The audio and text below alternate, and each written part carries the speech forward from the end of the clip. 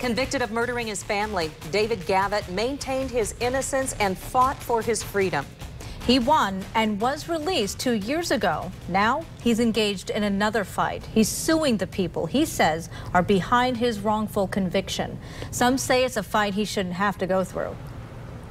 And it's that thought behind legislation making its way through Lansing that would pay people like him for all that time they spent locked up. 24-hour News 8's Leon Hendricks is here now to show us the law and the often quiet battle the wrongfully imprisoned go through after they're released. Leon? Yes, Sue and Marley, good evening. After the pomp and circumstance of walking out of prison free, it's often a struggle for those deemed burned by the justice system. Now under consideration, a law aimed at coming closer to making it right. These two men have something in common. They spent time together in prison for heinous crimes. For David Gavitt, it was the so-called arson murder of his family in the 80s. And for Larry Suter, it was the brutal murder of a woman found badly injured, possibly beaten, in the early 90s. Both were sentenced to life. But now both are free, their convictions overturned, and the merits of the cases that put them behind bars seriously questioned. Many would say the system failed them. Actually, it was a nightmare. But the fight for freedom wasn't their last battle. They had to fight to be compensated for all that time. Gavitt filed his lawsuit last week seeking payment for damages. He doesn't name a dollar amount that he believes he's owed. It's not fair that parolees and people maxing out get government assistance, but exonerees get nothing. It's a process Larry Suter went through years ago now. He received a settlement but won't discuss the terms. Senate Bill 98, known as the Wrongful Imprisonment Compensation Act, aims to streamline the process of settling these suits, making it the law to award the wrongfully convicted at least $60,000 a year for the time that they were incarcerated. I do honestly feel that, when somebody walks up out of a place where they shouldn't be to begin with, I think that they should be compensated with something.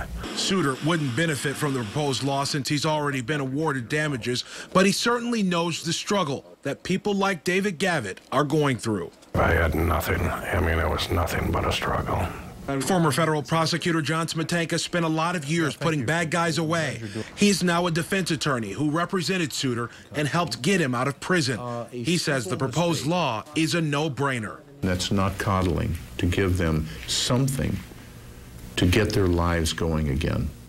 These are people who didn't do anything. It'd be the same thing if I took you. You're arrested right now.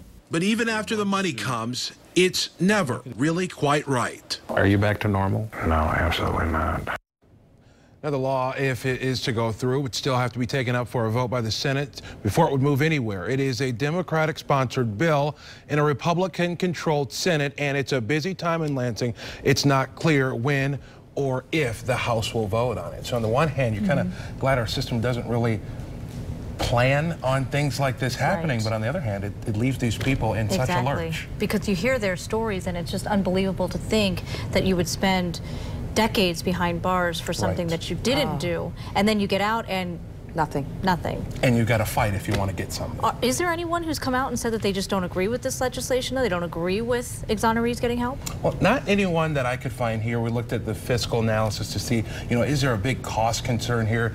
Looks like since the 80s, from the 80s to now, there's only been some 35 people exonerated, and a lot of those don't actually end up serving major prison terms like David Gavitt and the other gentleman I spoke with. So, well, we'll have to see where this one goes. Yeah, we'll keep an eye on it. Thanks, Leon.